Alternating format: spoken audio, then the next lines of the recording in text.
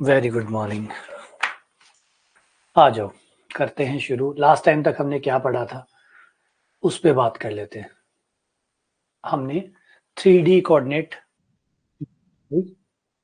Start की थी और स्टार्टिंग में हमने शुरुआत में बताया कि भाई 3D पढ़ने वाले हैं, मतलब हम 3 डायमेंशन पढ़ने वाले हैं, त्रिविमीय पढ़ने वाले हैं, है ना। एक बिंदु की आकाश में स्थिति बताने वाले हैं कि एक बिंदु आकाश में कहाँ रहता है, ठीक है, और उसे कैसे बताया जा सकता है, कैसे उस तक पहुंचा जा सकता है। इसको करने के लिए हमारे सिलेबस में क्या क्या है, हमारे सिलेबस में मोटे मोटे 4 टॉपिक है। एक तो है 3D कोऑर्डिनेट सिस्टम क्या होता है और उसके उपयोग, और डायरेक्शन, रेशियो, दिक् अनुपात और दिक् कोसाइन कहते हैं वो है, सरल रेखा है और समतल है। ये 4 मोटे मोटे टॉपिक हमारे इस टॉपिक में रहेंगे। और हम क्यों पढ़ रहे हैं, क्योंकि ये हमें किसी पॉइंट को हम हर बिंदु को एक यूनिक नंबर में, एक अद्वितीय संख्या में बदलेंगे विद इंफॉर्मेशन, जिसमें उसकी जानकारी भी छुपी हुई होगी कि वो बिंदु कहाँ पे है, ठीक है। नंबर भी बन जाएगा और जगह भी बन जाएगी, नंबर और जगह दोनों आ जाएगी। क्यों पढ़ रहे हैं उसके बारे में हमने बात की, फिर इसको आगे बढ़ाया। आगे बढ़ाने के बाद हमने देखा कि कैसे होता है एक बिंदु, 2D में एक बिंदु तक आप कैसे पहुंचते हैं। तो अंकों की सहायता से किसी बिंदु का स्थान बताना। तो निर्देशांक ज्यामिति या कोऑर्डिनेट सिस्टम का मतलब होता है किसी बिंदु को नंबर की सहायता से बताना कि वो कहाँ है, ठीक है। तो ये हमारा कल रहा। इसके बाद में हमने देखा कि कोऑर्डिनेट सिस्टम 3 प्रकार के होते हैं, 1D, 2D, 3D।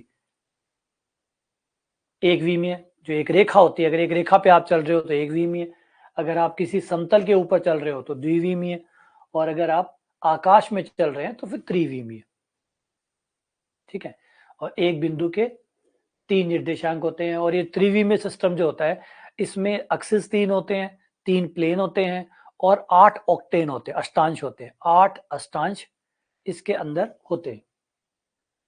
उसके बाद में हमने देखा कि हर अष्टांश के अंदर अपना चिन्ह होता है, कैसे कैसे निकलते हैं वो सब सीखा, ठीक है। इसके बाद हम लोग आगे बढ़ गए कि भाई किस तरीके से कोऑर्डिनेट सिस्टम में किसी पॉइंट के निर्देशांक कैसे दिए जाते हैं, कितना आप एक्स चले, कितना आप वाई चले, कितना आप जेड चले, इस तरीके से किसी बिंदु के निर्देशांक तैयार होते हैं। फिर कोई बिंदु अगर एक्स एक्स पर है तो उसमें केवल एक्स का निर्देशांक होगा, बाकी दोनों जीरो होंगे। वाई एक्स वाले में केवल वाई का निर्देशांक होगा, बाकी जीरो होंगे। जेड वाले में केवल जेड का निर्देशांक होगा, बाकी सब जीरो होंगे। तल के अंदर एक्स वाई तल पे एक्स और वाई के निर्देशांक होंगे, जेड का मान जीरो होगा। एक्स जेड तल पे वाई का मान जीरो होगा, एक्स और जेड के निर्देशांक होंगे। वाई जेड तल पे वाई जेड के निर्देशांक होंगे, एक्स का निर्देशांक जीरो होगा। तो ये सारी चीजें हम लोगों ने पढ़ी। अब आगे बढ़ते हैं और पहले कुछ छोटे छोटे सवालों के साथ छोटे मोटे सवाल लेते हैं, फिर आगे आएंगे। पहला सवाल, इनमें से बताइए कि कौन सा बिंदु 8वें अष्टांश में है। ये 3 बिंदु दिए गए हैं, इन 3 बिंदुओं में से बताइए कि कौन सा बिंदु 8वें अष्टांश में है, चौथे अष्टांश में, सॉरी, कौन सा है जो चौथे अष्टांश में है। इन 3 बिंदुओं में से कौन सा बिंदु चौथे अष्टांश में है।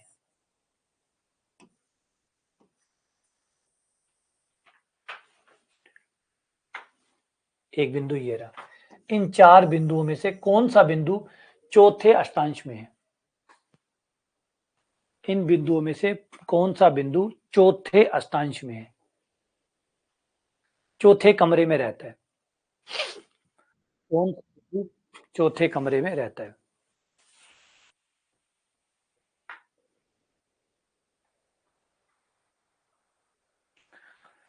तो हमने जो पढ़ा था वो था कि चौथा कमरा आगे का होगा, पहले 4 कमरे आगे के होंगे और अगले 4 कमरे पीछे के होंगे। तो पहले 4 कमरे ये होंगे, 1 नंबर, 2 नंबर, 3 नंबर और 4 नंबर। ये तो आगे के कमरे होंगे, और आगे के कमरे में जेड प्लस होता है, पीछे के कमरों में जेड माइनस होता है। तो इस कमरे में अगर हम आते हैं तो इस कमरे में एक्स प्लस होगा, वाई माइनस होगा, है ना। एक्स का निर्देशांक प्लस का होगा, वाई का निर्देशांक माइनस का होगा, और कमरा आगे का है तो जेड का निर्देशांक प्लस का होगा। कमरा आगे का है तो जेड का निर्देशांक प्लस का होगा। आगे के 4 कमरों के लिए जेड प्लस होता है, पीछे के 4 कमरों के लिए जेड माइनस होता है। तो आगे का चौथा है, तो आगे का चौथा है तो मतलब जेड प्लस का होगा। तो प्लस माइनस प्लस। अब देखो किसके चिन्ह प्लस माइनस प्लस है, प्लस माइनस प्लस इसमें से कौन है? तो ऑप्शन नंबर ये 4 माइनस 2 3, यही है वो। तो बी आंसर हो गया 4 माइनस 2 3, ये आपका आंसर हो गया। चलिए आगे आते हैं, एक एक करके सबके बारे में पता करते हैं कि कौन कौन कहाँ कहाँ है। बचे हुए बिंदुओं को भी चेक करते हैं।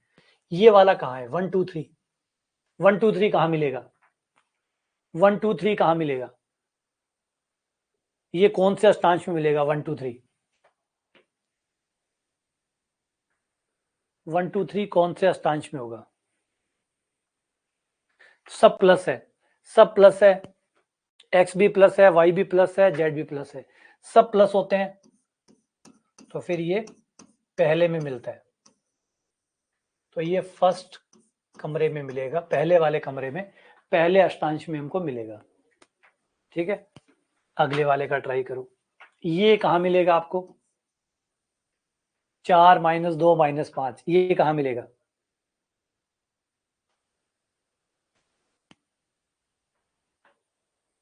चार माइनस 2 माइनस 5, ये कहाँ मिलेगा?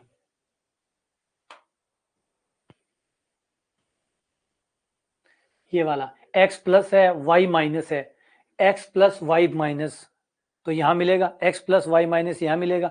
अगर z का मान प्लस हुआ तो 4 नंबर, z का मान माइनस का हुआ तो 8 नंबर पीछे होगा।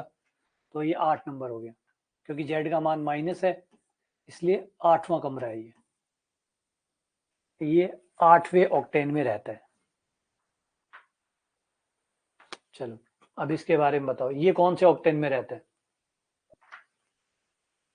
4 2 माइनस 5, ये कौन से में रहता है? 4 2 माइनस 5, ये कौन से में मिलेगा आपको? x प्लस है, y प्लस है, x प्लस है, y प्लस है, मतलब यहां मिलेगा। x प्लस वाई प्लस मतलब फर्स्ट में, लेकिन z का मान माइनस है। अगर z का मान प्लस होगा तो पहला होता, z का मान माइनस है तो पीछे होगा। तो 1 नंबर और 5 नंबर, तो ये हो गया आपका 5वां नंबर अष्टांश, ये 5th नंबर। ठीक, डन। चलो बढ़िया, बहुत बढ़िया। आओ और करते हैं। ये बताओ ये पॉइंट कहाँ होगा? 2 माइनस 3 माइनस 5 कहाँ होगा?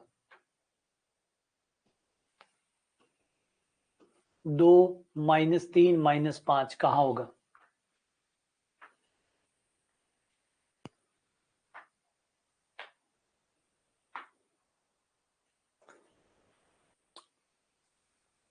x का मान प्लस है,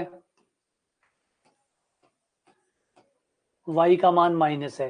x प्लस और y माइनस किस में होता है? x प्लस और y माइनस किस में होता है? x प्लस हो y माइनस हो, कौन से में होता है? चौथे में होता है। ये हो गया चौथा, x प्लस वाई माइनस, ये हो गया चौथा। लेकिन z का मान माइनस का आते ही ये चौथे के निचला आ गया। चौथे के निचला होता है 8वां, क्योंकि z का मान माइनस है, इसका मतलब ये 8वां हो गया। तो ये 8वां, 8वां, 6 7 कौन सा हुआ? दोबारा चेक कर लो। x का मान प्लस, y का मान माइनस, तो ये चौथा हुआ, चौथे में भी 8वां हुआ। तो नन ऑफ दीज, इनमें से कोई नहीं है।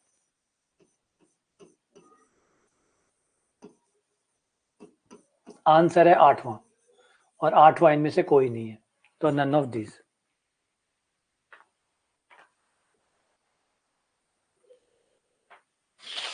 इनमें से कोई नहीं है, सही है।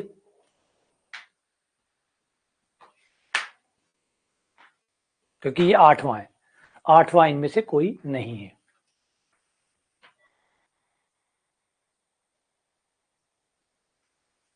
ये पॉइंट 205, ये कहाँ होगा? 205 कहाँ होगा?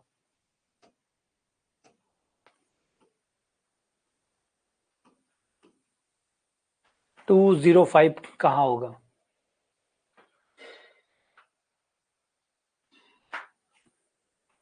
ध्यान से। अब ये किसी ऑक्टेन पे नहीं होगा बल्कि दीवारों पे होगा, ये ऑक्टेन पे ना होके दीवार पे होगा, क्योंकि देखो जीरो आ गया ना, जीरो आने का मतलब प्लस और माइनस दोनों आ गया, प्लस माइनस दोनों आ गया, जीरो आ गया तो जीरो ना प्लस होता है ना माइनस होता है, यूं समझ लो, ना वो प्लस होता है ना माइनस होता है। तो इसका मतलब है कि प्लस माइनस वाला तो ये नहीं है, यानी ये तो या तो किसी एक्सिस के ऊपर है या किसी प्लेन के ऊपर है, या तो एक्स एक्स के ऊपर आ गया या प्लेन के ऊपर, किसी axis x x y x z x इस पे आ गया, या फिर किसी प्लेन पे आ गया, प्लेन पे आने से दोनों पे आ गया वो। तो 205 में y का मान जीरो है, y का मान जीरो है, y का मान जीरो कब होता है, जब x z तल होता है, तो ये आ गया x प्लेन।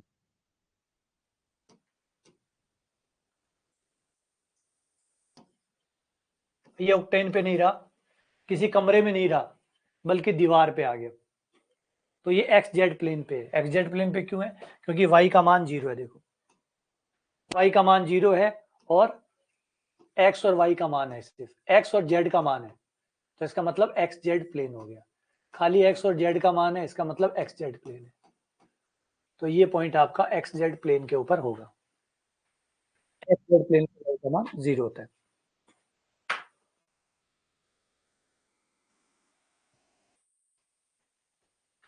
अगला क्वेश्चन 005 कहां होगा, अब तो प्लेन पे भी नहीं होगा ये, अब तो प्लेन पे भी नहीं बल्कि 005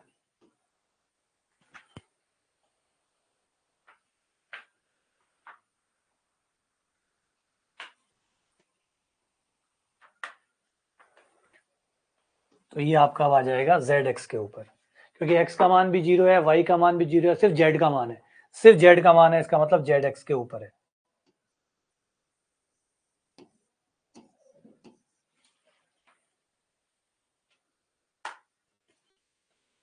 ठीक है, बढ़िया, बहुत ही बढ़िया। आगे बढ़ते हैं, दूरियां निकालते हैं।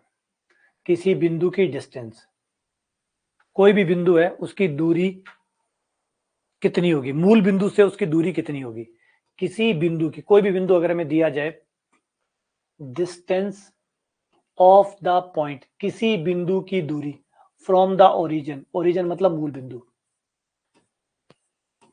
किसी दिए गए बिंदु की मूल बिंदु से दूरी, अगर चित्र में देखो तो मूल बिंदु से दूरी ये है,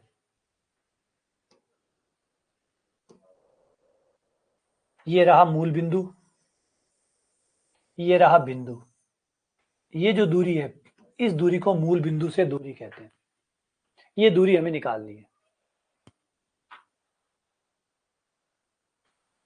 ठीक है, ये है मूल बिंदु से दूरी, बिंदु की मूल बिंदु से दूरी, मान लीजिए बिंदु P है तो मूल बिंदु से दूरी निकालना, और ये हम लोगों ने याद होगा सदिशों में भी सीखा है, सदिशों में भी ये बात सीखी है, क्योंकि ये चीज सदिश होती है, इसी चीज को आप सदिशों में भी लिख सकते हैं, याद आया, किसी बिंदु को O से मिला दोगे तो उसका OP सदिश बन जाएगा, तो सेम चीज को हमने सदिशों में भी सीखा है, इसीलिए मैंने कहा था कि एक बार सदिश सीखोगे तो 3D में बड़ी आसानी होगी, क्योंकि 3D में हमारे सदिश भी काम आएंगे, इसी चीज को, इसी बिंदु को हम स्थिति सदिश भी कहते हैं, स्थिति सदिश होता तो एक्स आई कैप प्लस वाई जे कैप प्लस जेड के कैप, ये हो गया बिंदु P का स्थिति सदिश, और ये दूरी मतलब इसका परिमाण, इसका परिमाण निकाल लो, OP का परिमाण वो दूरी होगी, x square plus y square plus Z square.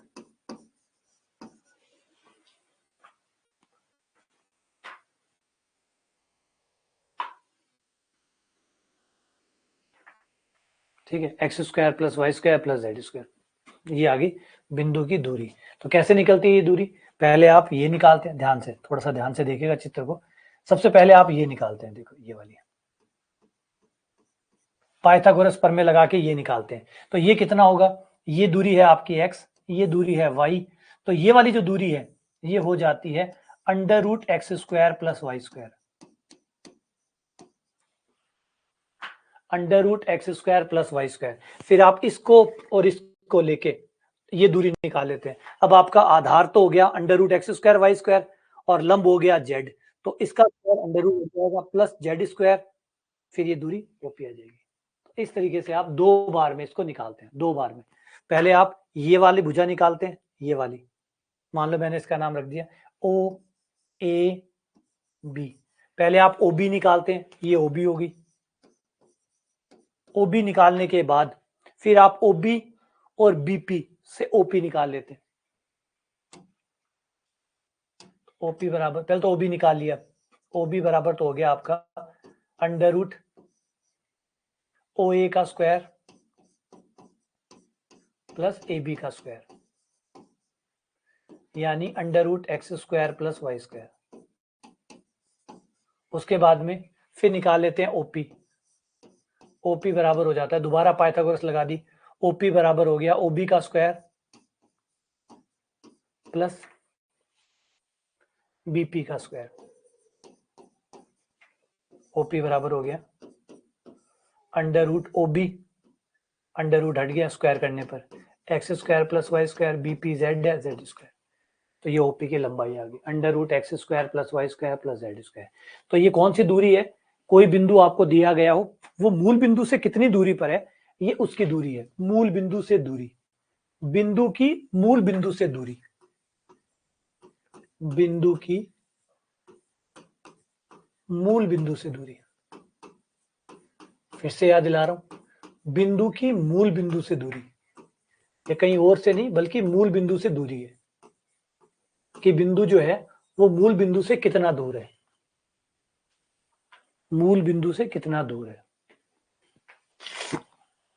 हाँ, अब आपने वेक्टर वाला पढ़ा हुआ है वो याद करिए और उससे चीजें और अच्छे क्लियर हो जाएगी। ठीक है, चलो आ जाओ एक सवाल करते हैं फिर आगे बढ़ते हैं। ये रहा क्वेश्चन, ये बिंदु दिया गया, इस बिंदु की ओरिजिन से दूरी बताइए, मूल बिंदु से दूरी बताइए। ये बिंदु है 1 2 2, ये आपका एक पॉइंट है, इस पॉइंट की मूल बिंदु से दूरी बताइए। ओरिजिन, इस बिंदु की मूल बिंदु से कितनी दूरी है?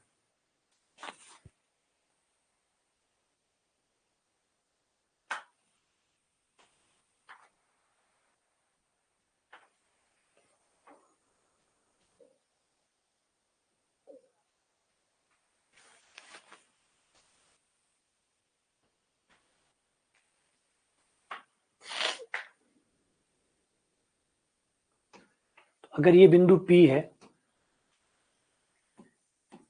तो हमसे OP पूछ रहे हैं। अगर ये बिंदु P है तो हमसे OP पूछ रहे हैं, और OP बराबर हो जाएगा under root x square plus y square plus Z square. X square यानी 1 का स्क्वायर। सिर्फ उत्तर निकालने पर फोकस मत करिएगा, इनके मायनों पे फोकस करिएगा कि है क्या चीज। उत्तर तो अभी मिल मिला के काम खत्म हो जाएगा, फिर बाद में परेशान होते रहोगे, क्योंकि जो सार था वो तो पकड़ा नहीं है ना, सार पकड़ा नहीं, खाली उत्तर मिलाने पे चले गए कि ए आ रहा है बी आ रहा है, मैंने सही उत्तर दिया है, मैं खुश हो जाऊं, वाह मैं तो कमाल कर दिया। इस पे मत जाइएगा, ठीक है ना। जो चीज मेन है, जो सीखने लायक है, वो ये है कि भाई क्या पूछ रहे हैं, हम क्या निकाल रहे हैं, हम जो निकाल रहे हैं वो है क्या चीज। हम जो निकाल रहे हैं, जो निकाल रहे हैं, आपने निकालना सीख लिया, बढ़िया, बधाई हो आपको। अब ये समझो कि ये है क्या चीज, ये क्या निकाला है आपने, ये जो 3 उत्तर आया ये कौन है, ये कौन है ये 3। तो ये चीज समझनी जरूरी है, मेन जो कायदा है ना वो इंपॉर्टेंट है, ना कि ये इंपॉर्टेंट है कि उत्तर मिल गया। तो मिलना ही था, सिंपल सा सवाल था, क्या मिलने लायक था, आप निकालो मान रखो उत्तर आ जाएगा। लेकिन आगे जब सवाल आएंगे तो ये घूम फिरा के पूछेगा, तो घूम फिरा के पूछेगा तो आपको ये समझ में आना चाहिए कि 3 है कौन, कौन 3 है, और ये कब निकालना पड़ता है, कब ये चीज निकालनी पड़ती है, कौन से सवाल में ये निकालना पड़ेगा, कौन से सवाल में नहीं निकालना होगा, कब इसको जरूरत पड़ेगी, कब इसकी जरूरत नहीं पड़ेगी, क्या काम आता है, ये समझने वाली बात है। तो ये है कि आपका ये जो पॉइंट है, ये पॉइंट आकाश में जहां कहीं भी है, जहां भी है, उसकी मूल बिंदु से जो दूरी है ये आई है, मूल बिंदु से डिस्टेंस आई है। ये बिंदु जहां कहीं भी है, ब्रह्मांड में कहीं भी खड़ा है, इस बिंदु की मूल बिंदु से डिस्टेंस आई है, ये मूल बिंदु से दूरी आई है। जहां भी बिंदु है आकाश में, वहां से लेकर वो जो मूल बिंदु है 0 0 0 उसके साथ ये दूरी आई है। ठीक है, आगे बढ़ते हैं क्योंकि दूरियां कई प्रकार की है, फिर ये दूरियां कंफ्यूज करती है। आगे सवाल अगला, डिस्टेंस फ्रॉम द एक्सिस। अभी मूल बिंदु से दूरी चल रही थी, अब अक्षों से दूरियां निकालते हैं। अक्षों से दूरियां, किसी बिंदु की एक्स एक्स से दूरी, वाई एक्स से दूरी और जेड एक्स से दूरी। अक्षों से दूरी, दूरियां बहुत सारी है तो इसलिए पता होना चाहिए कि कौन सी दूरी है और कौन सी दूरी का कौन सा फॉर्मूला है, कब कौन सी निकालनी है, कब कौन सी निकालनी है, कब कौन सी निकालनी है। अब ध्यान दो, पहले मैं निकाल के दिखाता हूं एक्स एक्स से दूरी। एक्स एक्स से दूरी, एक्स एक्स कौन सा है चित्र में, बोला ये रहा एक्स एक्स, ये रहा एक्स एक्स। ठीक है, अब हमें क्या करना है, हमें पॉइंट की, वो जो पॉइंट है ना उसकी एक्स एक्स से दूरी निकालनी है। एक्स एक्स से, ये रहा एक्स एक्स, जो एक्स एक्स है आपका ये रहा, इस एक्स एक्स से बिंदु की दूरी कितनी है, मूल बिंदु से नहीं है, मूल बिंदु से नहीं, ये जो एक्स एक्स है उससे लंब दूरी निकालनी है सीधी, वो पॉइंट जहां भी है और जो एक्स एक्स है उससे दूरी कितनी है। रिपीट, वो जो बिंदु जहां आकाश में है उस बिंदु की एक्स एक्स से दूरी कितनी है।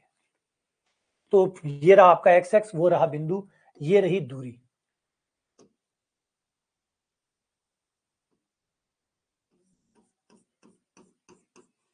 ये है दूरी, y square plus Z square, Pythagoras प्रमेय से y square plus Z square, क्योंकि एक्स एक्स से दूरी निकाल रहे हो तो ये वाली दूरी की तो जरूरत ही नहीं पड़ेगी ना, एक्स वाली दूरी की तो जरूरत ही नहीं पड़ेगी कि एक्स की तरफ चले फिर वाई की तरफ चले फिर जेड की तरफ चले, तो आप एक्स एक्स से निकाल रहे हैं तो सीधी बस ये काम आएगी direct, y square plus Z square, y square plus Z square.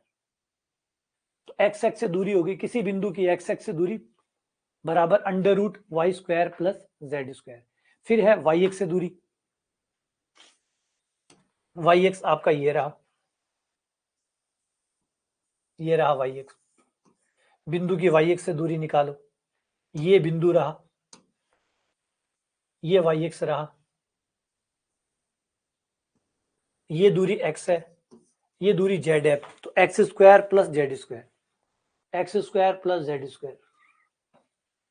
यानी यू समझ लो कि एक्स वाले में एक्स नहीं आता, क्योंकि एक्स एक्स से तो निकाल ही रहे हो तो एक्स कहां से आएगा, एक्स वाले में एक्स नहीं आता, वाई वाले में वाई नहीं आता और जेड वाले में जेड नहीं आता। क्यों, क्योंकि उससे तो निकाल ही रहे हो तो वो दूरी क्यों आएगी।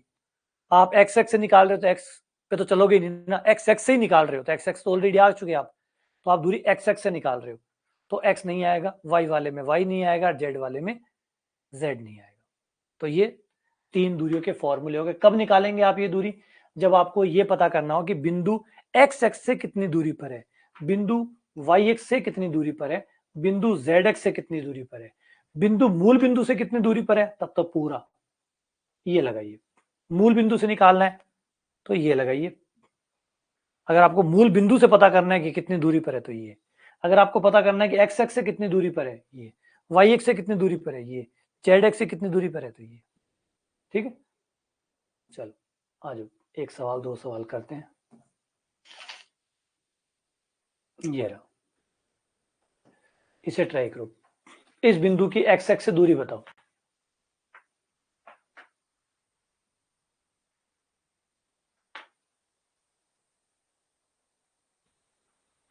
इस बिंदु का ये पॉइंट है 1 3 4, इसकी डिस्टेंस निकालो एक्स एक्स से, पूरी दूरी नहीं निकालनी, मूल बिंदु से नहीं निकालना है, क्वेश्चन को पढ़ो, जो एक्स एक्सिस है उससे इसकी दूरी बताओ कि ये पॉइंट एक्स एक्स से कितनी दूरी पर है, ये पॉइंट एक्स एक्स से कितनी दूरी पर है। जो आपका एक्स एक्स है, मान लीजिए ये रहा एक्स एक्स, फॉर एग्जाम्पल ये रहा आपका वो पॉइंट, तो उस पॉइंट की एक्स एक्स से दूरी बतानी है,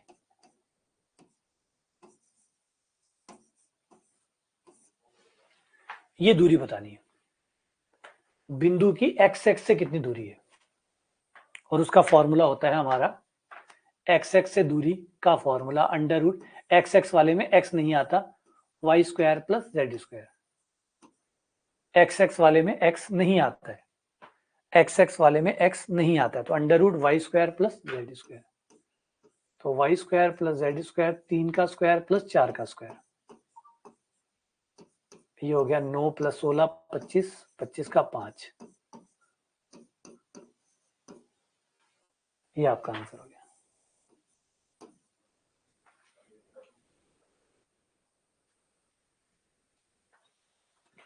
ठीक है,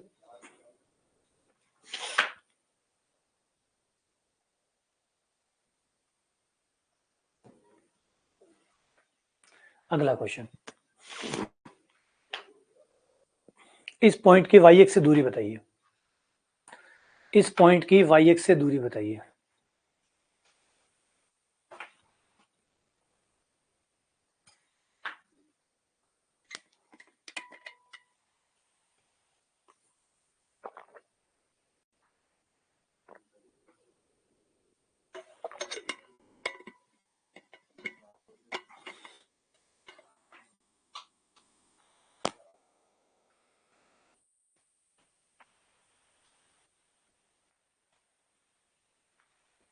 तो अगर आप दूरी निकाल रहे हैं वाई एक्स के साथ तो वाई वाला कोऑर्डिनेट नहीं आएगा, वाई वाला निकाल रहे हैं तो वाई वाला तो नहीं आएगा, आएगा under root x square plus Z square. Y वाले में वाई नहीं आता, जेड वाले में जेड नहीं आता, एक्स वाले में एक्स नहीं आता, तो under root x square plus Z square. X square यानी 8 का स्क्वायर, जेड यानी 6 का स्क्वायर, ये हो गया 64 प्लस 36 100, 100 का 10 आ गया, तो ये 10 आ गया।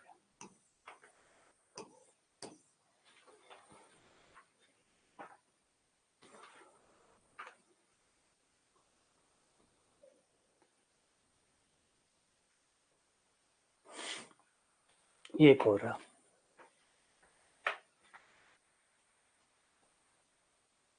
हाँ बिल्कुल, 12 माइनस 5 6, इसकी जेड एक्स से दूरी बताइए।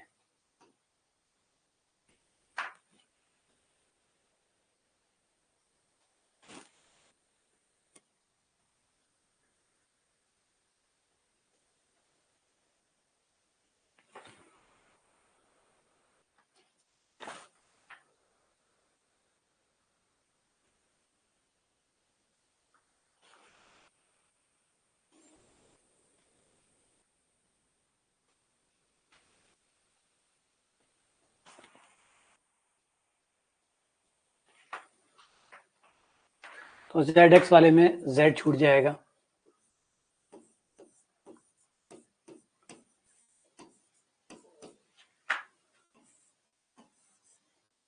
ये हो गया 12 का स्क्वायर प्लस माइनस 5 का स्क्वायर,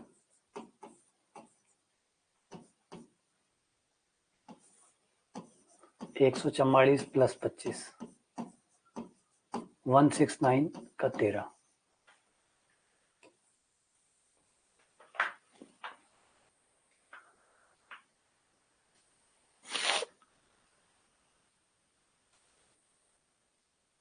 ठीक है, आ जाओ, इन तीनों का ज्योमेट्रिकल मीनिंग क्या है, मतलब ये जो दूरियां निकाली है ये दूरियां है क्या, एक्चुअल में ये दूरियां क्या है, ज्योमेट्रिकल मीनिंग या ज्यामितीय अर्थ, क्या मतलब है इन दूरियों का,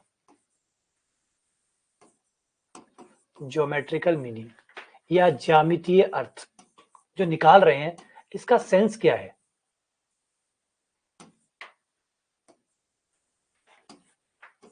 अभी हमने मूल बिंदु से दूरी निकाली, वो क्या है,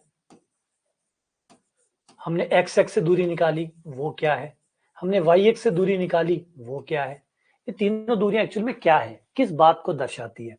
तो ये कुछ ऐसा है, ध्यान से देखो,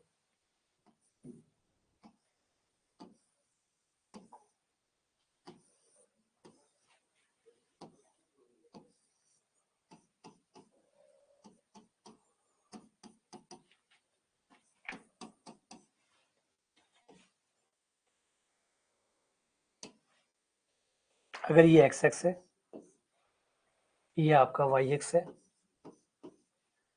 ये आपका ZX है और ये आपका पॉइंट P है।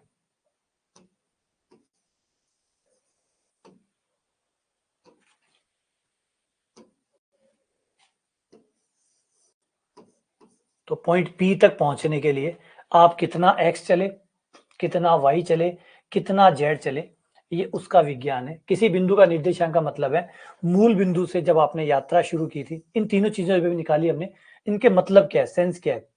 निर्देशांक का तो मतलब है जब आप मूल बिंदु पे खड़े थे, जब आप मूल बिंदु पे खड़े थे तो मूल बिंदु से कितना आपको X की ओर चलना पड़ा, वो उसका X निर्देशांक बताएगा। इसका जो X निर्देशांक है वो आपको बताएगा कि कितना आपको X की तरफ चलना पड़ा।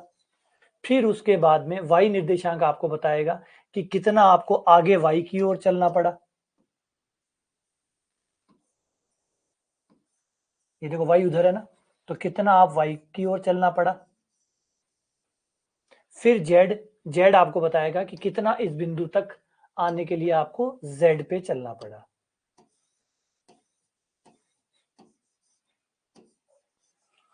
और इस तरीके से आप बिंदु पे पहुंचे। तो ये तो इनका मतलब हुआ। निर्देशांक का सेंस तो ये हुआ। निर्देशांक का सेंस तो ये होता है मूल बिंदु से शुरू करो तो कितना X चलना पड़ेगा, कितना Y पे चलना पड़ेगा और कितना Z पे चलना पड़ेगा किसी बिंदु तक पहुंचने के लिए। ठीक है। फिर जो हमने दूरी निकाली थी, कौन सी, सबसे पहले मूल बिंदु वाली दूरी, जो हमने मूल बिंदु वाली दूरी निकाली थी वो क्या थी, वो थी हमारा विकर्ण, वो था हमारा विकर्ण। ध्यान से देखो, यही दूरी थी OP। ये क्या है, घन का जो घनाभ है उसका विकर्ण है, घनाभ का विकर्ण ही तो है।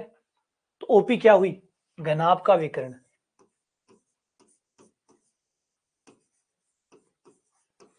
घनाभ का विकर्ण। और याद करो तो ज्योमेट्री के अंदर हमने घनाभ के विकर्ण का फॉर्मूला यही पढ़ा था, अंडर रूट लंबाई का स्क्वायर प्लस चौड़ाई का स्क्वायर प्लस ऊंचाई का स्क्वायर, यही हुआ करता था। लंबाई यानी XX, YX और ZX, ये X निर्देशांक L हो गया, Y निर्देशांक चौड़ाई हो गया, Z निर्देशांक ऊंचाई हो गया। तो LBH, तो under root L square plus B square plus H square का अंडर रूट, यही था। तो ये जो आप मूल बिंदु से दूरी निकालते हैं वो घनाभ के विकर्ण के बराबर होती है। फिर आप जो अक्षों से लंबाइयां निकालते हैं, XX से लंबाई, YX से लंबाई और ZX से लंबाई, ये है आपके दीवारों के विकर्ण। दीवारों के विकर्ण, दीवारों के अलग विकर्ण होते हैं, एक तो होता है घनाभ का विकर्ण जो घनाभ के अंदर से जाता है वो विकर्ण, एक होता है इस दीवार का विकर्ण, एक होता है इस दीवार का विकर्ण, एक होता है फर्श का विकर्ण। तीनों के अपने अपने डायगोनल्स होते हैं, तीनों के अपने अपने डायगोनल। तो ये जो तीनों विकर्ण है ये आपके 3 से आते हैं, जो आप DX, DY और DZ निकालते हैं, ये फलकों के विकर्ण है,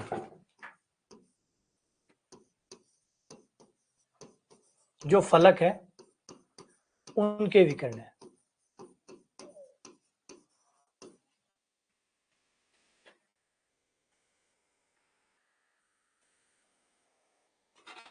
ये फलकों के विकर्ण।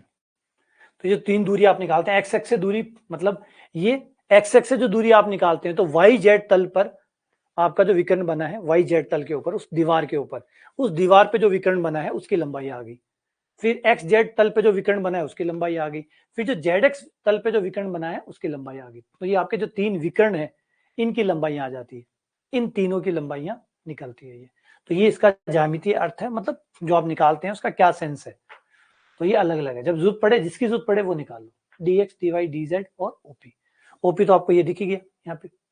एक्स एक्स से दूरी निकालोगे तो ये रहा आपका एक्स एक्स, और एक्स एक्स से आपका जो बिंदु है वो, तो ये वाला जो फलक है, ये वाली जो दीवार है, इस दीवार का विकर्ण आ गया, ये इस दीवार का विकर्ण आ गया, फिर वो उस दीवार का विकर्ण आ जाएगा, और फिर वो नीचे वाले फर्श का विकर्ण आ जाएगा। तीनों के अपने अपने विकर्ण बारी बारी से ज्ञात हो जाएंगे।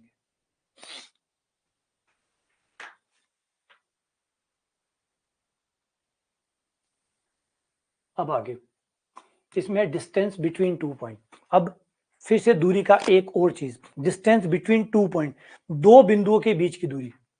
अब अंतर याद रखिएगा, सारी दूरियों में अपना अपना अंतर है। यहां पे है बिटवीन 2 पॉइंट्स, दो बिंदुओं के बीच में दूरी।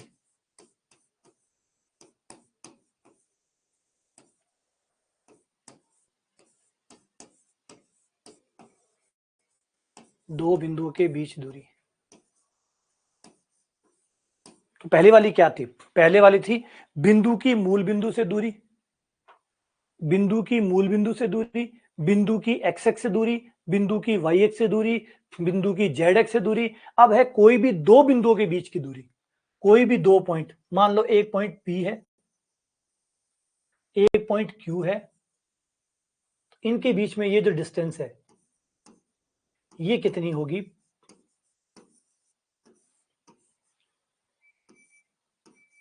ये निकाल रहे हैं दो बिंदुओं के बीच में डिस्टेंस कितनी होगी, दूरी कितनी होगी। कहां से शुरू करा है? पी से। कहां तक जा रहे हैं? क्यू तक। तो दूरी का नाम होगा पी क्यू, दूरी का नाम होगा P Q. P Q, P आपका बिंदु हो गया x1 coma y1 coma z1, Q आपका बिंदु हो गया x2 coma y2 coma z2, x1 y1 z1 x2 y2 z2, x1 y1 z1 x2 y2 z2। ठीक है। अब बीच की दूरी जो है पी क्यू, उसका फॉर्मूला होगा x के निर्देशांकों का अंतर x2 माइनस x1 का स्क्वायर, x के निर्देशांक को घटा दो, स्क्वायर कर दो, y के निर्देशांक घटा दो, स्क्वायर कर दो, z के निर्देशांक घटा दो,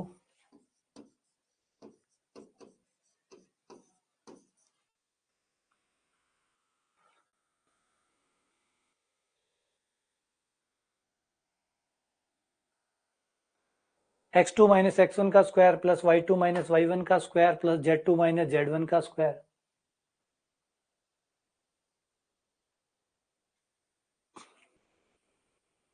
ये हो गया बीच की दूरी का फॉर्मूला। दो बिंदुओं के बीच की डिस्टेंस, दोनों के जो x निर्देशांक है वो घटा दो, स्क्वायर कर दो, y निर्देशांक घटा दो, स्क्वायर कर दो, z निर्देशांक घटा दो, स्क्वायर कर दो, और फिर उसका अंडर रूट निकाल लो। ये पी क्यू के बराबर हो गया। ये बीच की दूरी आ जाएगी पी क्यू। एग्जाम्पल के लिए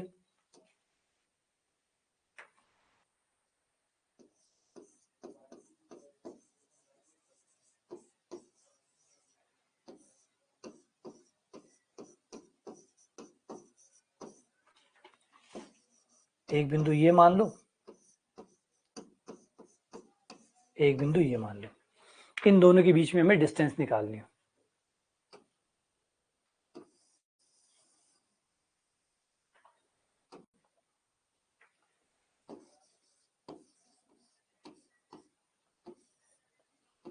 तो सबसे पहले x2 माइनस x1,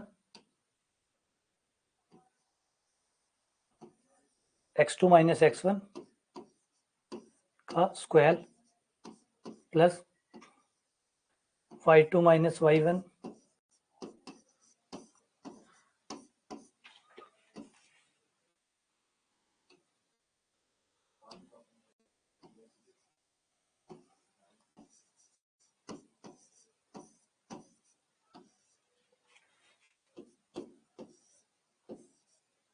एक माइनस दो माइनस एक का स्क्वायर प्लस एक, दो माइनस चार दो चार नौ,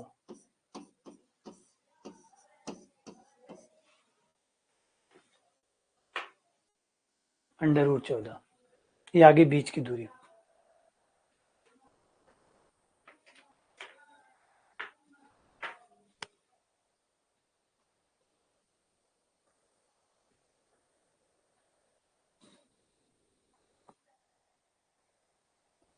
ठीक है, चल सवाल करते हैं।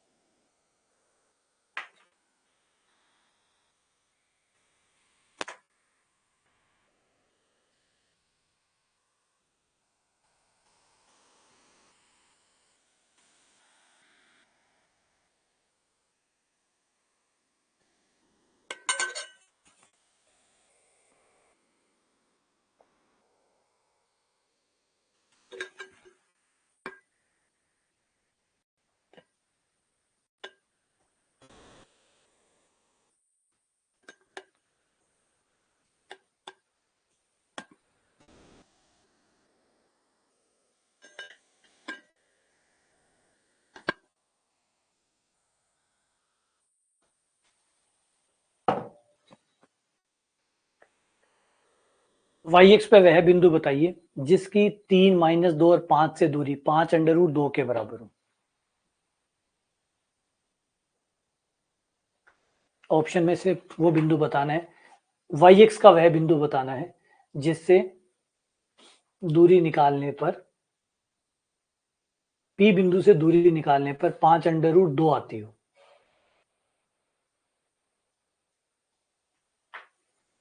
तो वाई एक्स का बिंदु बताना है ना, वाई एक्स का बिंदु बताना है, तो बिंदु वाई एक्स का है। अब वाई एक्स का कोई बिंदु होगा तो उसमें केवल वाई का निर्देशांक होगा, केवल वाई का निर्देशांक होगा, है ना। वाई के अलावा कोई और निर्देशांक वाई एक्स पर है ना, तो वाई एक्स पर है तो केवल वाई का निर्देशांक होगा, एक्स का 0 होगा, जेड का 0 होगा। अब क्वेश्चन आगे कहता है, इस पॉइंट को हम ए मान लेते हैं, ये पॉइंट ए है।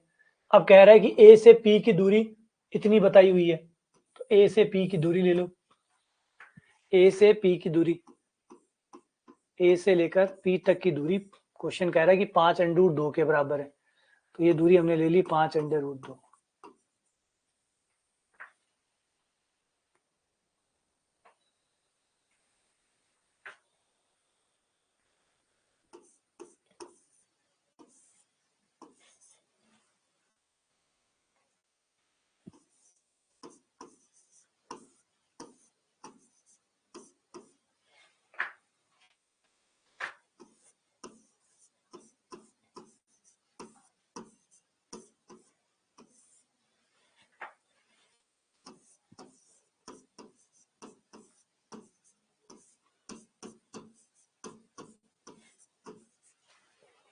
पांच अंडर रूट दो, दोनों तरफ वर्क करने पर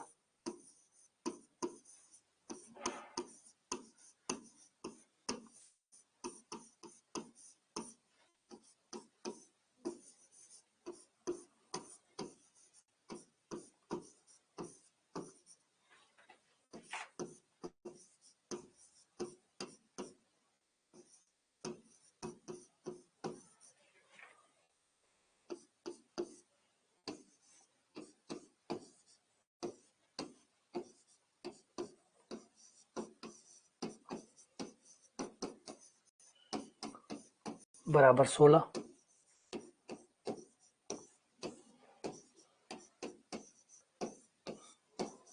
4 का स्क्वायर, स्क्वायर से स्क्वायर कट दिया, +-4 आ गया।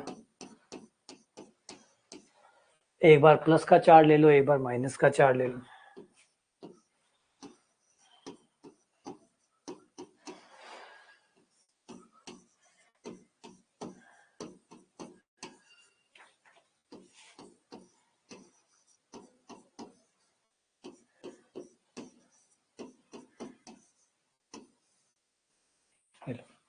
दो भी आ गया और -6 भी आ गया, तो दो बिंदु आ गए। एक तो 0 2 0, 0 2 0, 0 -6 0, तो ये दो बिंदु है जिनकी पी से दूरी, ये आपका आंसर हो गया ए, 0 -6 0, 0 2 0।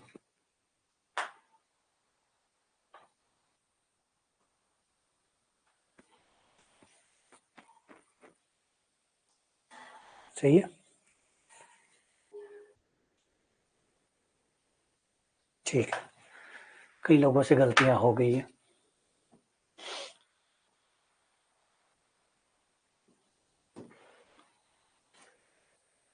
कौन से बिंदुओं के बीच में, कौन से युग्म है जिनके बीच की दूरी √43 है?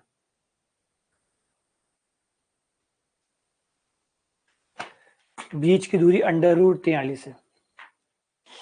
किन दो युग्मों के बीच की दूरी √43 है?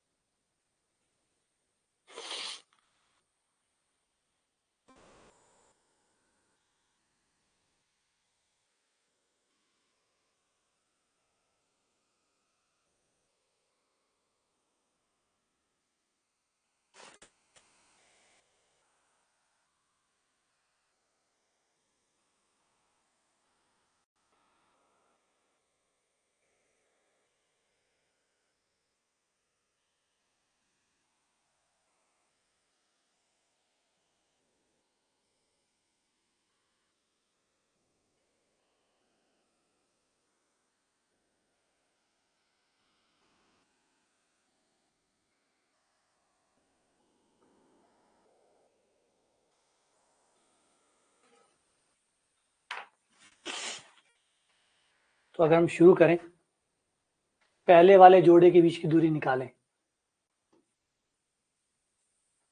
x2 minus x1, y2 minus y1, x2 minus x1, 4 minus 2, 2, 2 का square, plus y2 minus y1, 3 minus 3, 0, plus z2 minus z1, 5 minus 1, 4, या 1 माइनस 5 माइनस 4,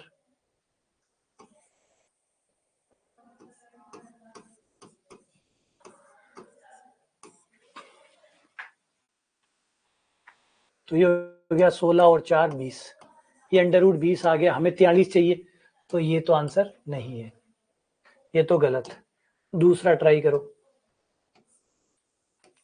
बी ट्राई करें, तो x2 माइनस x1, ये हो गया 5, 5 का square, y2 minus y1, 4 minus 7 minus 3 का square, फिर 1 माइनस 3,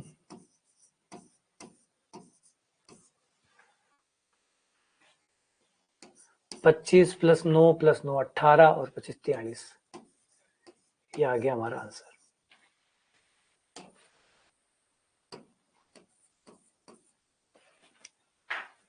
बी आंसर हो गया। अगर हम और पॉइंट्स के बीच की डिस्टेंस निकालें तो वो कितनी आएगी, सी में निकाले तो सी में आ जाएगी under root x2 minus x1, 0 का square, plus y2 minus y1, minus 3 minus 6, plus z2 minus z1, 4 minus 4, 8, 8 का स्क्वायर, 64 प्लस 36, 100, 100 का 10, इनके बीच की दूरी है 10, इनके बीच की दूरी आ जाएगी under root x2 minus x1, जो कि हो गया माइनस 4 का square, plus y2 minus y1, 2 का स्क्वायर, प्लस 3 माइनस 3, 0 का स्क्वायर, 16, 4, 20, अंडर रूट 20, तो ये आंसर आ गया। हमारा जो फॉर्मूला है दूरी का, उस फॉर्मूले में एक अच्छी बात है कि होल स्क्वायर है, होल स्क्वायर होने की वजह से अगर मैं x1 माइनस x2 भी कर दूं तो भी कोई दिक्कत नहीं। फॉर्मूले की वजह से अगर मैंने x1 माइनस x2 कर दिया या x2 माइनस x1 कर दिया तो कोई फर्क नहीं पड़ेगा, क्योंकि होल स्क्वायर लगा हुआ है। होल स्क्वायर लगने की वजह से आगे पीछे घटाने से कोई फर्क नहीं पड़ेगा।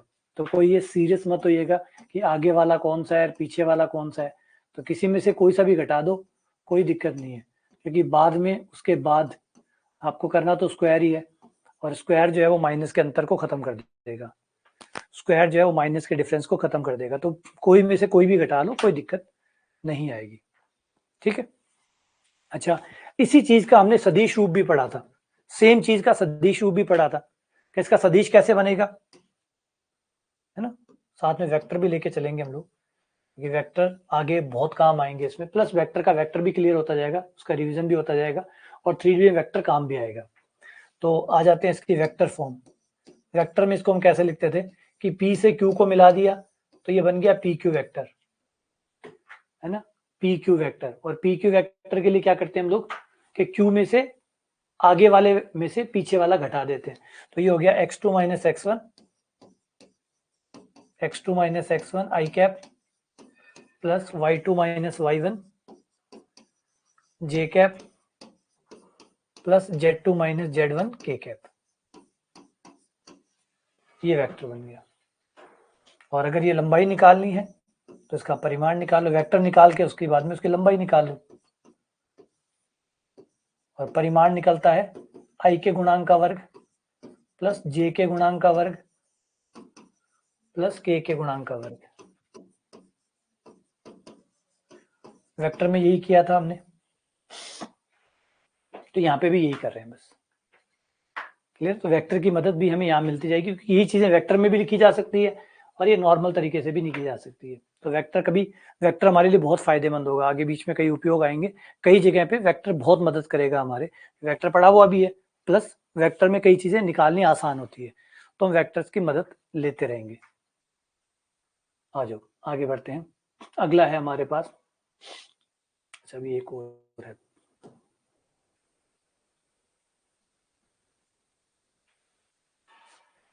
ये रहा। अब ये जो दो बिंदु है, इन दो बिंदुओं से बराबर दूरी पर जो बिंदु होगा, इन दो बिंदुओं से बराबर दूरी पर ऐसा बिंदु जो इन दोनों बिंदुओं से, इस बिंदु से और इस बिंदु से, दोनों से बराबर दूरी पर हो, उस बिंदु का समुच्चय कौन सा होगा। समुच्चय कौन सा होगा मतलब उसका समीकरण क्या होगा, वो कौन से समीकरण को संतुष्ट करेगा। वह बिंदु जिसकी इन दोनों से दूरी, इसका नाम ए रख लेता हूं, इसका नाम बी रख लेता हूं, ऐसा बिंदु पी बताइए, या उसका समीकरण बताइए जिसकी ए से दूरी और बी से दूरी बराबर हो, समदूरस्थ हो, मतलब समान दूरी पर हो, पी ए बराबर हो पी बी। वह बिंदु किस समीकरण को, ये जो पी बिंदु है ये किस समीकरण को संतुष्ट करेगा। पी बिंदु किस समीकरण को संतुष्ट करेगा। वह बिंदु पी जिसकी ए से दूरी बी से दूरी बराबर हो, वह बिंदु पी किस समीकरण को संतुष्ट करेगा।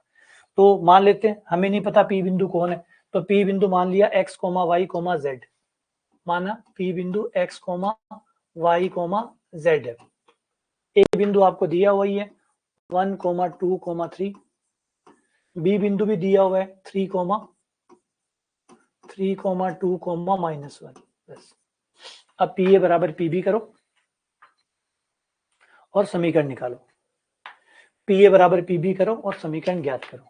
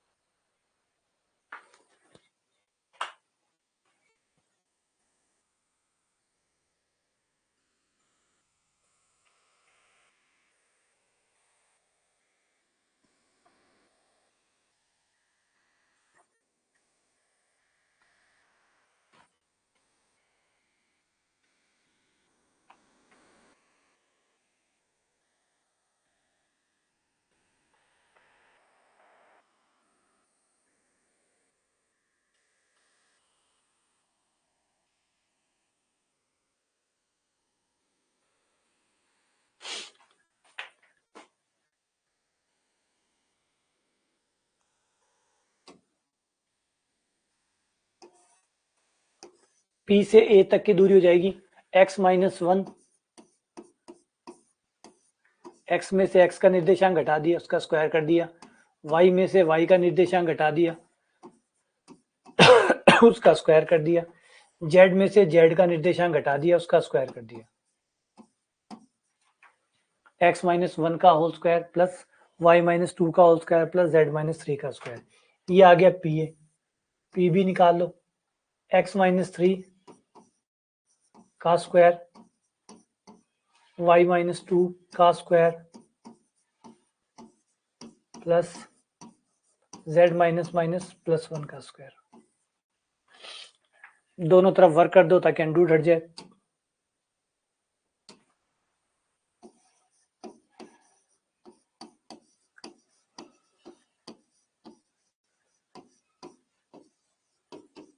x -1 का स्क्वायर,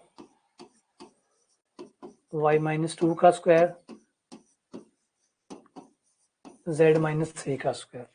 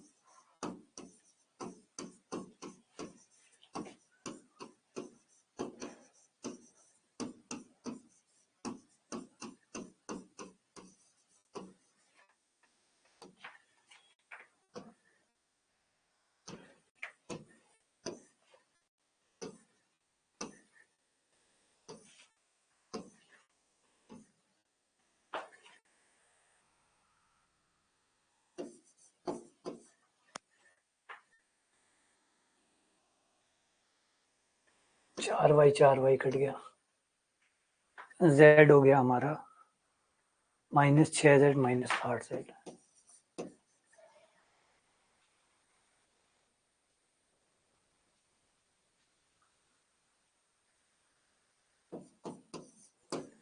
चार का भाग देने पर x - 2z बराबर 0।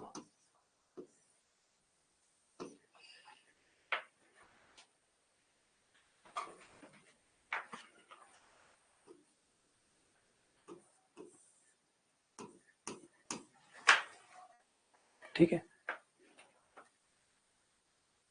बिल्कुल कर सकते हैं। अच्छा, अब इसका क्या मतलब है, सेंस क्या है इसका, ये जो समीकरण है इसका क्या मतलब है? इस समीकरण का ये मतलब है कि इस समीकरण को संतुष्ट करने वाला आप कोई भी बिंदु ले लो, इस समीकरण को संतुष्ट करने वाला कोई भी बिंदु ले लो, कोई भी x y z ऐसा ले लो जो इस समीकरण को संतुष्ट करता हो, तो उस बिंदु की, जो भी संतुष्ट करने वाला बिंदु आप यहां से लेंगे, उस बिंदु की इन दोनों बिंदुओं से दूरियां बराबर होंगी। ए से बी से, ए और बी से दूरियां बराबर होंगी। आप यहां से कोई भी बिंदु इस समीकरण को, अब आंसर ये आया ना, ये आया मतलब इस समीकरण का कोई भी बिंदु उठा लो, कोई भी जो इस समीकरण को संतुष्ट करता हो, उसकी दूरी इन दोनों बिंदु से निकालोगे हमेशा बराबर आएगी। चाहे बिंदु आप इस समीकरण का कोई भी ले लो, कोई भी, ऐसा नहीं कि ये ले लिया या वो ले लिया, जो तुम्हारे मन में आए वो बिंदु ले लो। फॉर एग्जाम्पल मैंने यहां से ले लिया x2 y0 z1, संतुष्ट कर रहा है, संतुष्ट कर रहा है, x का मान 2, y का मान 0, z का मान 1, संतुष्ट कर रहा है। इसकी दूरी a और b से निकाल लो, बराबर आएगी। और ट्राई कर लो, x बराबर 1 ले लो, y बराबर 2 ले लो, z बराबर 1/2 ले लो, संतुष्ट कर रहा है, कर रहा है, दूरी निकाल लो, बराबर आएंगे। तो ऐसे कितने भी बिंदु आप ले लो, इस समीकरण को संतुष्ट करने वाला कोई भी बिंदु ले लो, उस बिंदु की a से दूरी और b से दूरी बराबर आएगी हमेशा। ये आपके उत्तर का सेंस है, जो आपका उत्तर है, जो समीकरण है, उसका मतलब ये है। हाँ, y चाहे कुछ भी ले लो, क्योंकि y का तो फर्क ही नहीं पड़ रहा। y चाहे आप कुछ भी ले लो, x और z थोड़ा ध्यान से लेना पड़ेगा, तो कोई भी पॉइंट ले लो, हर पॉइंट के लिए, हाँ कोई भी ले लो पॉइंट, बस समीकरण संतुष्ट होनी चाहिए। समीकरण संतुष्ट होने वाला कोई भी पॉइंट ले लो, उन दोनों बिंदुओं से हमेशा बराबर दूरी पे आएगा। ठीक है, ये इस उत्तर का मतलब है। बढ़ जाए आगे, चलो आगे आ जाते हैं सेक्शन फॉर्मूला। सेक्शन फॉर्मूला जिसका मतलब है विभाजन सूत्र। आपके दो प्रकार के विभाजन होते हैं, अंतः विभाजन और बाह्य विभाजन। अंतः विभाजन और बाह्य विभाजन, अंतः विभाजन और बाह्य विभाजन, अंतः और बाह्य विभाजन। अगर P कोई पॉइंट है, Q कोई पॉइंट है, P और Q को मिलाने वाले रेखाखंड को कोई बिंदु R बीच में कहीं काट रहा है, बीच में कहीं भी काट रहा है, तो इसको बोलते हैं अंतः विभाजन। अंदर काट रहा है तो अंतः विभाजन। लेकिन अगर वही बिंदु R बाहर है, बाहर है मतलब Q के उस तरफ है या P के इस तरफ है, कोई दिक्कत नहीं, बाहर होना चाहिए बस, बाहर है तो इसको कहते हैं बाह्य विभाजन। बाहर काट रहा है तो बाह्य विभाजन, अंदर काट रहा है तो आंतरिक विभाजन या अंतः विभाजन।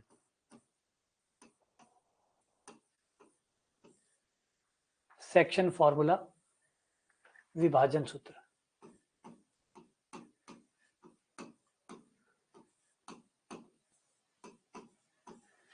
विभाजन सूत्र, अंतः विभाजन, बाह्य विभाजन।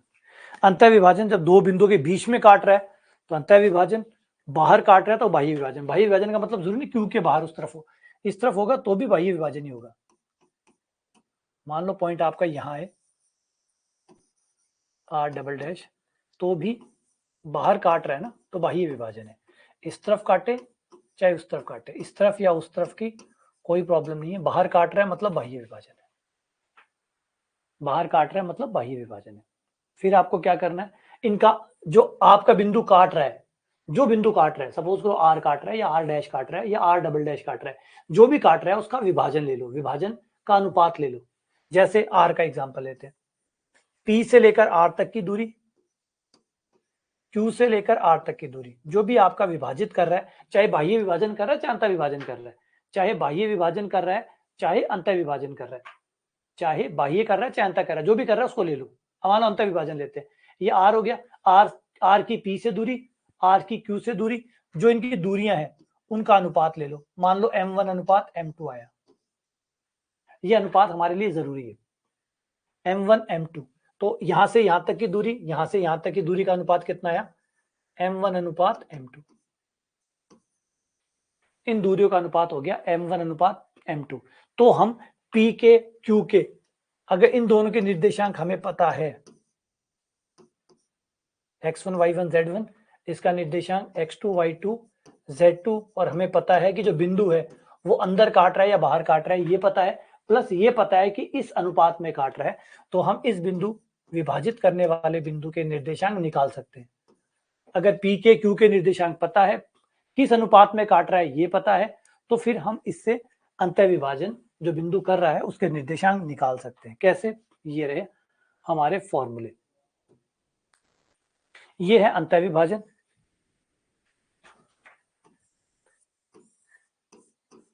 ये रहा आपका अंतर विभाजन, m1x2 प्लस m2x1 बटा m1 plus m2, m1y2 plus m2y1 बटा m1 plus m2, m1z2 plus m2z1 बटा m1 प्लस m2। इस तरीके से आप आर के निर्देशांक निकाल सकते हैं। अंतर विभाजन का अपना है, बाह्य विभाजन का अपना है। बाह्य विभाजन वाले में माइनस आता है, बीच में माइनस का चिन्ह आता है, ये याद रखना है। ये बाह्य विभाजन अंतर विभाजन हो गया। हाँ, अनुपातों को थोड़ा सा समझ लेना। अनुपात आपको उस बिंदु से निकालने हैं जो भी बिंदु आप ले रहे हैं। जैसे अंतर विभाजन में आर था, आर से ले रहे थे। बाह्य विभाजन में आपका बिंदु बाहर का होगा, बाह्य विभाजन लेंगे तो ये अनुपात कैसे लिया जाएगा,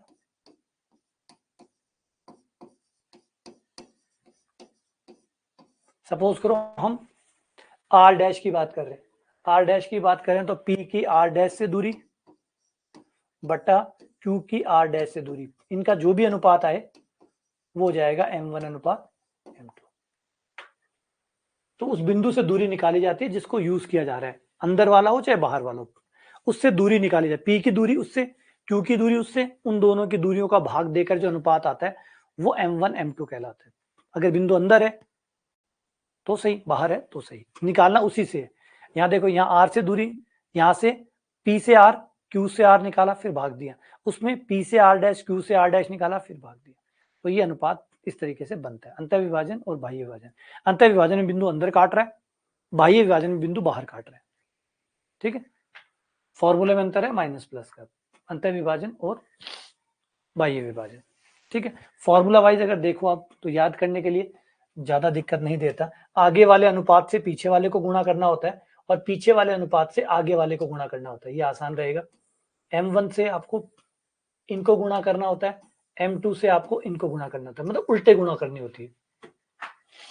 m1 से पीछे वालों को, m2 से आगे वालों को, आगे वाले अनुपात से पीछे वाले को गुणा करना होता है, पीछे वाले अनुपात से आगे वाले को गुणा करना होता है।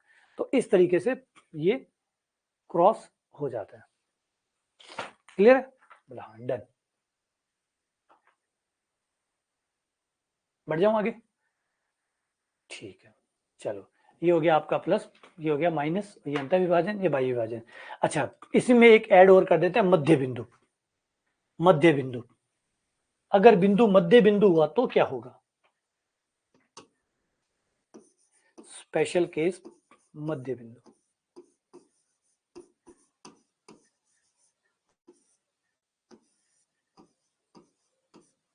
मध्य बिंदु, अगर आपका बिंदु मध्य बिंदु है, ये P है, ये Q है और R एकदम बीचों बीच है,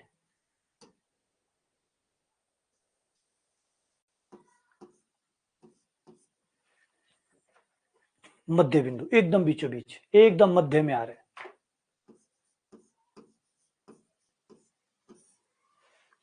तो फिर R बराबर होगा, दोनों को जोड़ो, 2 का भाग दे दो, दोनों को जोड़ो, 2 का भाग दे दो। ऐसा क्यों हुआ? क्योंकि m1 और m2 दोनों बराबर है, दोनों बराबर है तो 1:1 हो गया, 1:1 हो गया। m1 m2 बराबर है तो 1:1 हो गया। ठीक है, तो इससे आपके निर्देशांक आ जाएंगे। x के निर्देशांकों को जोड़ो, 2 का भाग दे दो, क्योंकि m1 भी 1 हो गया, m2 भी 1 हो गया, तो इसलिए सीधा जुड़ के 2 का भाग लगा।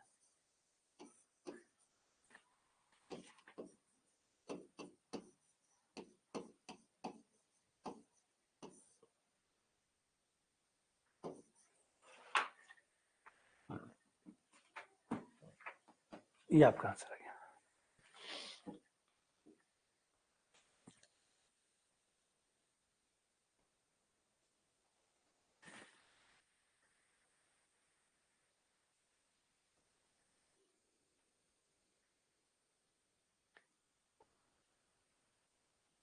तो ये रहता है मध्य बिंदु के निर्देशांक ज्ञात करना।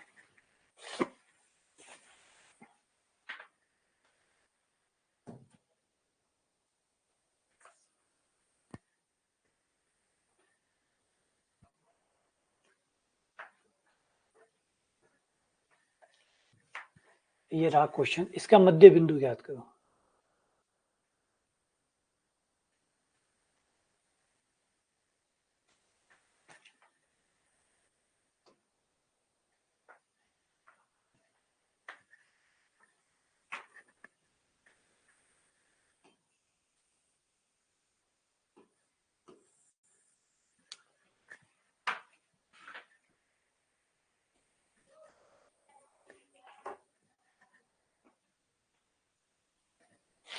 इनका मध्य बिंदु,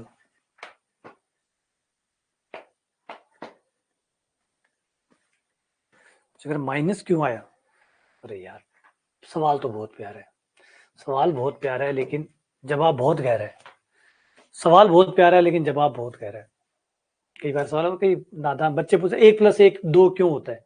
सवाल बहुत सही है लेकिन बहुत गहरा है कि 1+1 2 क्यों होता है, 1+1 2 क्यों होता है। सवाल एकदम सिंपल है। अगर इतना पूछा जाए कि 1+1 कितना होता है, तो एकदम सिंपल है कि 2 होता है। तो इसका क्या जो है वो तो आसान है, लेकिन इसका क्यों बहुत मुश्किल है।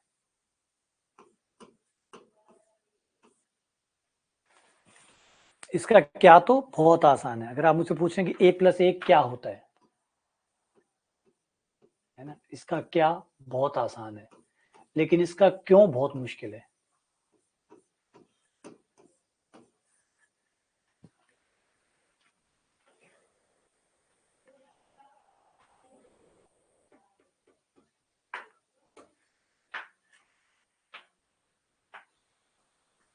बहुत कम समझ में है। इसमें समझ नहीं, जहां पे इसमें मान रखोगे वही मान इसमें डाल दो, जो मान इसमें डालोगे वही मान यहाँ डालना है, बस यहाँ पे माइनस के चिन्ह लगाने हैं, इतना ही तो फर्क है। यहाँ माइनस के चिन्ह लगाने हैं, यहाँ प्लस के चिन्ह लगाने हैं। उसी सवाल में माइनस के चिन्ह डाल दो, बाह्य विभाजन बन गया, उसी में प्लस के डाल दो, अंतः विभाजन बन गया।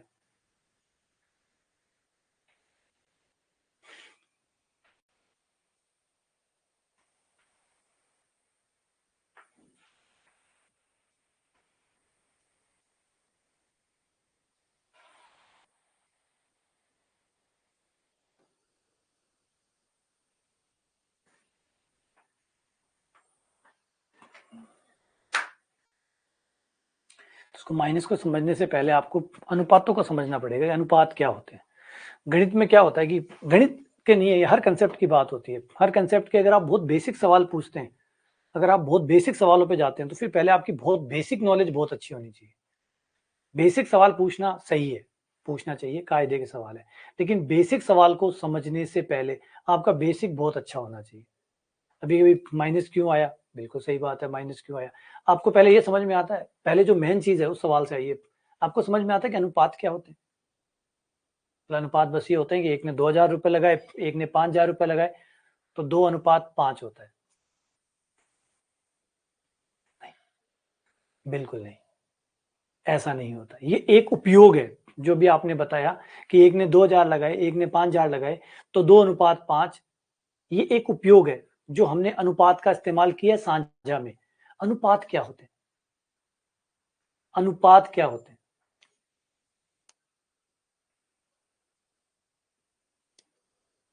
अनुपात खुद क्या होते हैं और क्यों जरूरत पड़ी हमें? हमारे पास भाग था ना, हमारे पास भाग था ना, तो भाग के बाद हमें अनुपात की क्या जरूरत पड़ी? हमारे पास तो भाग था ना, तो भाग होने के बावजूद हमें अनुपात की क्यों जरूरत पड़ी? हमारे पास 5/3 है ना, तो फिर 5/3 को अनुपात में लिखने की क्या जरूरत पड़ी? भाग से काम चल रहा था ना, तो इसको ये लिखने की क्या जरूरत पड़ी? ये और ये में क्या अंतर है?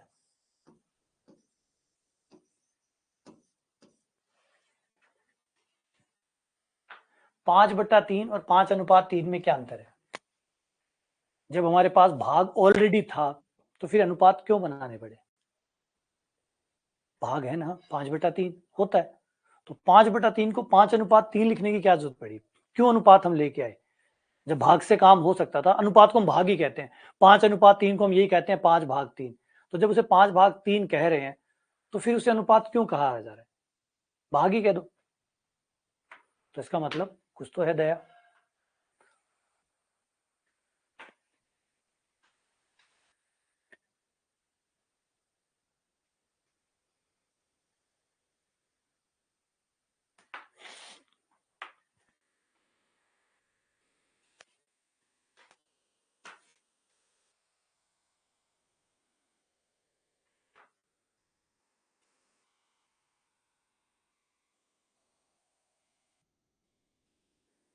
अच्छा, वो अनुपात डिवाइड करता है तो ये भी कर रहा है, ये भी तो कर रहा है, इसमें क्या बुराई है? ये भी तो वही बता रहा है, ये भी तो वही बता रहा है जो 5:3 बता रहा है, 5/3 भी तो वही बता रहा है।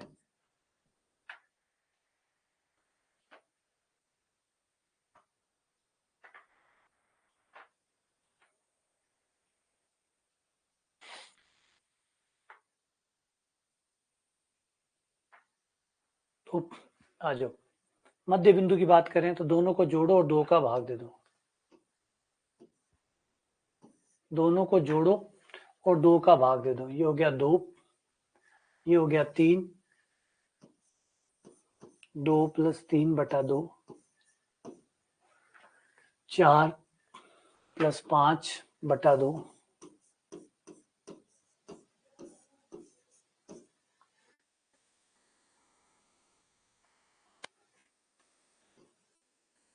8 - 7,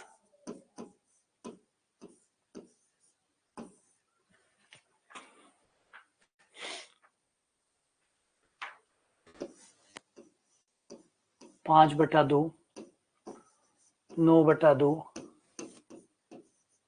1/2, 5/2, 9/2, 1/2।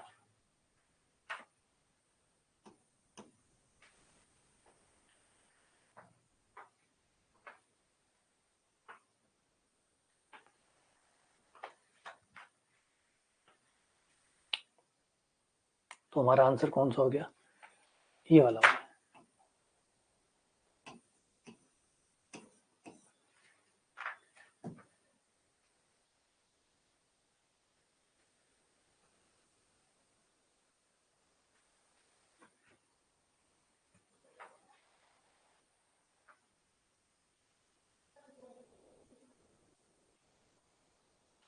अगर P, Q और R तीनों बिंदु एक रेखा में है तब Q जो है वो PR को विभाजित करेगा।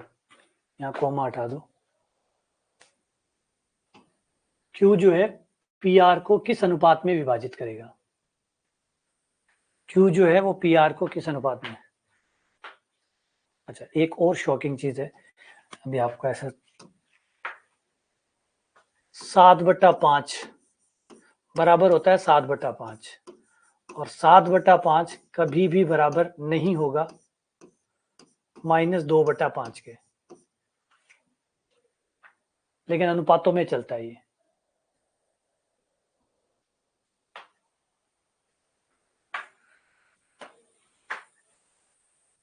हाँ, ये सही जवाब है। ये पेपर में अनुपात लिखा हुआ है इसलिए अनुपात पढ़ रहे हैं।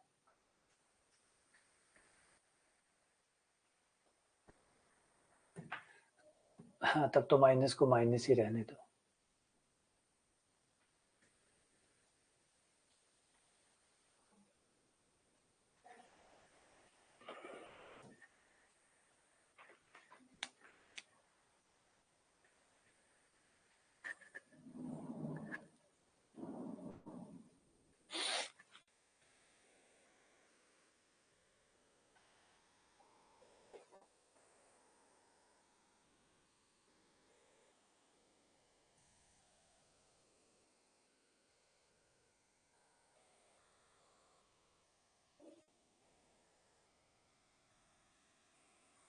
क्यू पी आर को किस अनुपात में विभाजित करता है? क्यू पी आर को किस अनुपात में विभाजित करता है?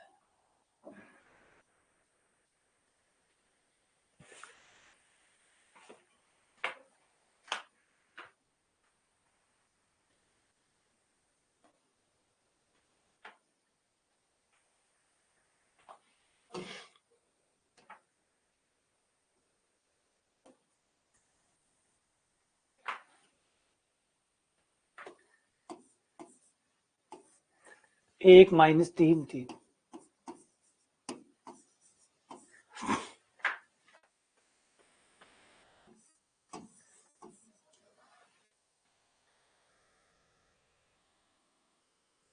और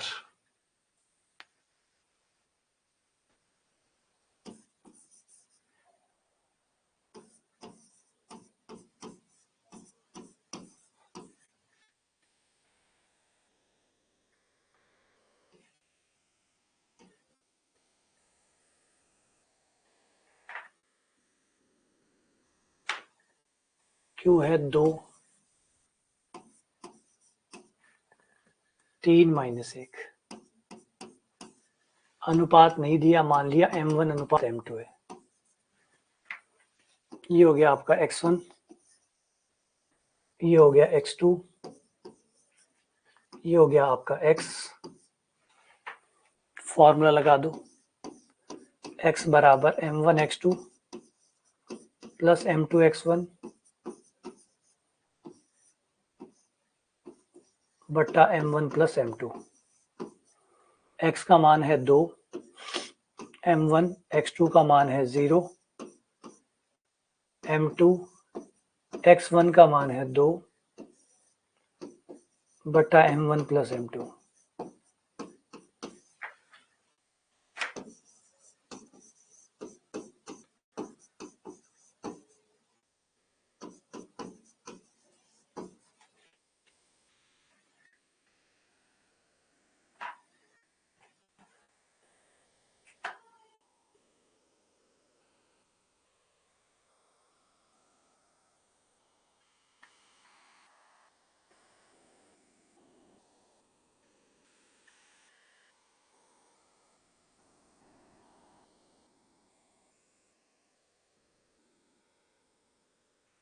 m2 गुणा 1 है ये।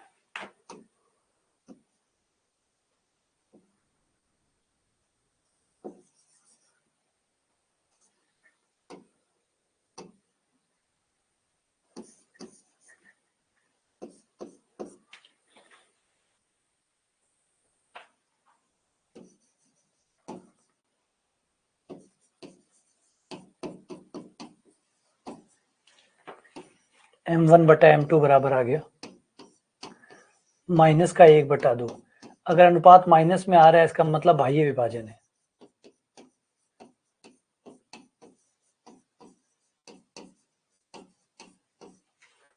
अनुपात माइनस में आ रहा है मतलब बाह्य विभाजन है, और 1:2 है।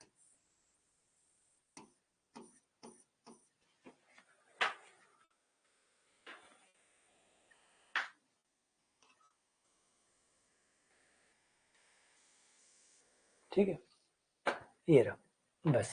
चलिए बाकी फिर अगली क्लास में करेंगे। ठीक।